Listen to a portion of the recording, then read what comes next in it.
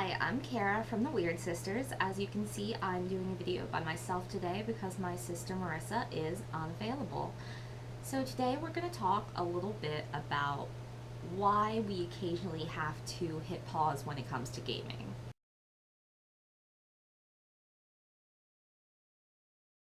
For a lot of us, we pick up various types of gaming when we're younger, especially when it comes to video games and tabletop role-playing games.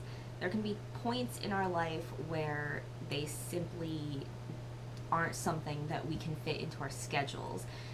This seems, like the worst possible situation, but I think it happens to most people no matter how much you are absolutely in love with gaming.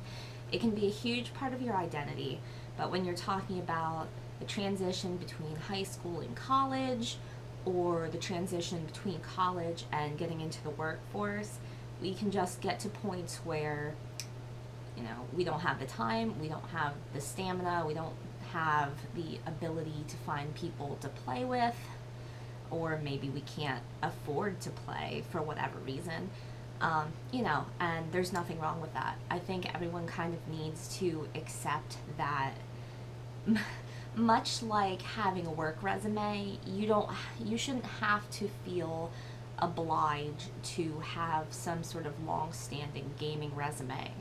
On the other hand, maybe you're someone who's new to gaming, and when you start talking to other gamers, you feel like, well, I'm not a good enough gamer because I haven't been playing for 10 years or 20 years or, however long.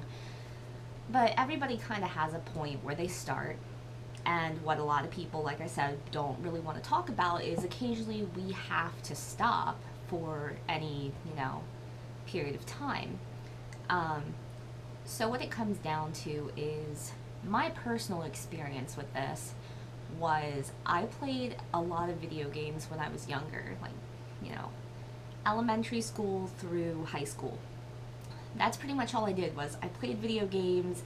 I was on the internet, as from the time I got home from school to the time I went to bed, basically, and reading, obviously, stuff like that.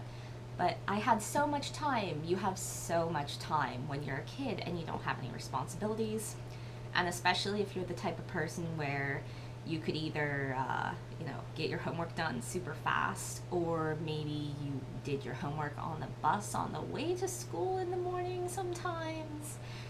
Whatever you had to do, but maybe you got stuff done, maybe you didn't, but you were a kid. You didn't have bills to pay, probably.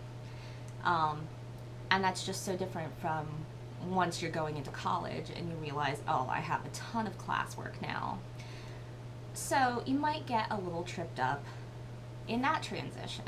And then the bigger one for a lot of us, well, let's go back to that actually.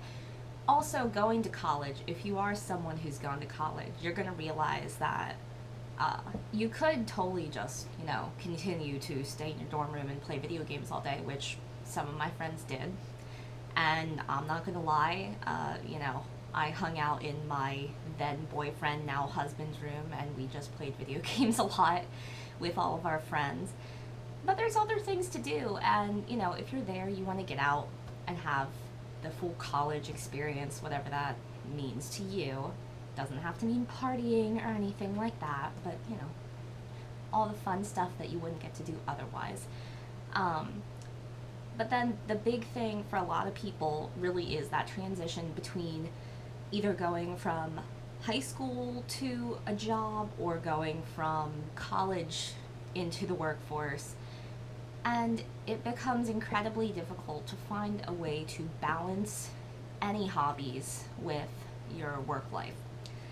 Because you kind of start out, and even if you had jobs when you were in high school or in college or whatever, just the amount of stress that you're going to feel, even if it's a job that you really love, is something you're going to be tackling.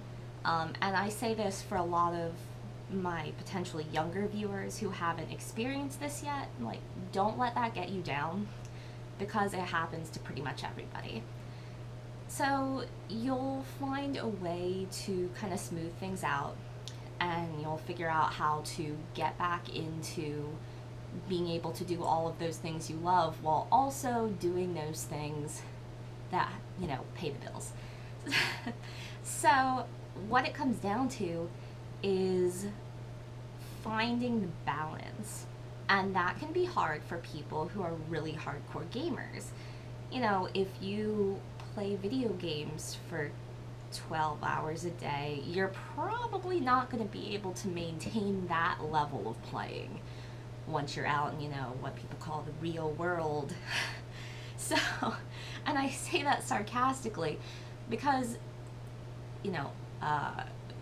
older generations do the whole real world thing, and they mean it like, oh, you're gonna have to give up everything you love to be able to make a living, which, that's false. Never let anybody tell you that you have to, become some sort of non-person just to like work a job and come home and like go to sleep and do it all over again every day, because that's not really living, right? Like, you have to find the time to do what makes you you. So if you consider yourself a gamer, come home, and even if you only have like an hour, don't just sit around and be sad and tired, because it just feeds into itself. Like, when you don't give yourself that time to decompress from whatever part of your day is your job, then everything's just gonna compound. It's gonna get worse and worse. So, you take your hour that you have to yourself and go play Halo or whatever is gonna help you, be less stressed. Great, like, handheld games are fantastic for that. So, like, at the end of the, obviously, I have to say, I work from home. I'm a stay-at-home mom, so it's a little different for me, but I'm still doing a job during the day. It's just dealing with a kid. So, at the end of the day, I might be super tired, and my way of, decompressing is I'll sit and play Animal Crossing. I started playing Dragon Age Inquisition, which is a fantastic game. I'm not that far in because I can only play it when my daughter's asleep, or else she tries to steal the controller from me. But like, find something to get involved in. And if your thing isn't video games, then you need to find, let's say that your thing is tabletop roleplay games. So, as I said in the introductory video, I played like once or twice when I was in high school, and then I didn't play again for a couple of years until I got to college. And that was because the people who I could have been playing with in high school just really weren't that interested. And you can't force people to play tabletop stuff with you. Like, you can't sit down a bunch of people who aren't into it and be like, we're gonna play D&D now. It's not gonna go well, believe me. So once I was able to find a group of people at college who were interested in playing, that just, opened up a whole new realm of possibilities. And obviously it's going to be easier to find people when you're in like a kind of enclosed place like that, like college, because there's always going to be clubs and stuff like that where you can go and find people who share your interests. Now, for those of us who maybe didn't make any like tabletop buddies when they were in college or high school or whatever, it's going to be a little harder. But I know there's various websites you could go to, like, just look around and, maybe a friend of a friend knows somebody.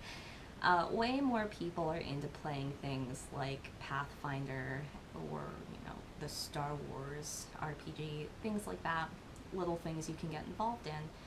And you may not have time to play every week, but I can tell you from my personal experience, again, we try to run a game that's maybe every 2 weeks, so something we can kind of fit into our schedule as adults, because it really does, time gets tight, and as much as you might want to be able to play a weekly game or a game that, happens more often it doesn't always happen. So it's better to schedule when you can actually schedule, rather than trying to say we're going to play every week and then the game continually falls through.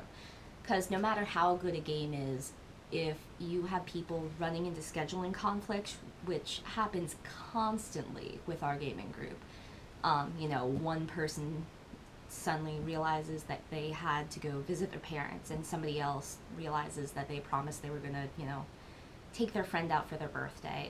It's little things, and obviously, you know, your personal life has to come before things like that. But so, you know, make sure, schedule it, get everybody on board, make sure that everybody knows that they need to show up for the game, because otherwise that's how games dissolve.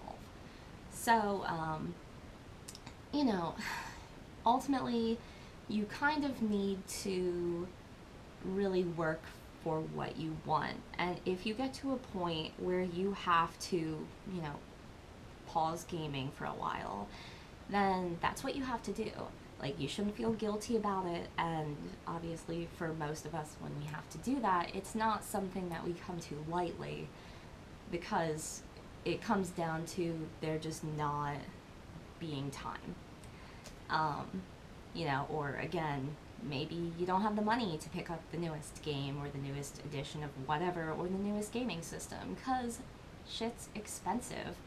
You know, if that's your problem, then that's also totally understandable. And look for stuff secondhand. You know, obviously GameStop sells pretty much everything secondhand. So if you're able to wait like a year or two, then go pick up an older system. You know, there's still gaming systems that I don't have because at the time I couldn't afford it. Like, there were games that came out for PSP that I would have loved to play. We don't have a PSP. I mean, we could probably get one now, but you know, maybe that's something I should look into. But I have more than enough games to play right now, so that's not something I should be doing.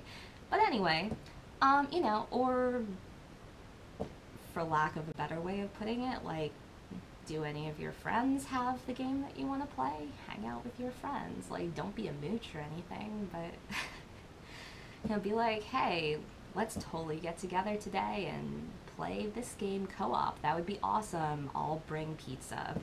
You know, it's kind of like when you're moving and you need friends to help you move, and you're like, yeah, you guys can move my big heavy couch and I'll buy you pizza. So, you know, figure out what works for you, and if it's something that can be remedied, then find a way to do it. And if you just need to stop gaming in whatever capacity it is that you game for a little while, then just do that. But always remember that it's not something that you have to give up completely. Just because you're an adult doesn't mean that you can't be a gamer. Like, that's so completely ridiculous that the notion of that is offensive. You know, there's people who make their livings off of being gamers. So, you know, you gotta do what makes you happy.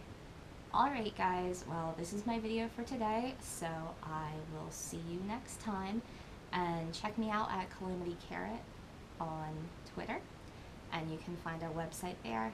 Thanks, bye.